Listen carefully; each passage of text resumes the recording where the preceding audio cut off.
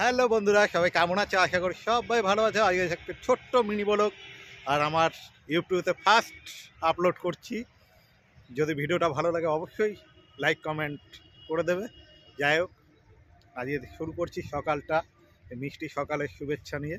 দেখো আজকের কুয়াশাটা দেখো, শুধু চারিদিকে শুধু কুয়াশা আর কুয়াশা। আমি একটু বাড়ি থেকে একটু দূরে চলে আসছি। এটা আমাদের বাড়ি, এই গাছগুলো দেখতে পাচ্ছ, এর পিছনেই আমাদের বাড়ি আছে। আর আমি একটু মাঠের মধ্যে চলে আসছি।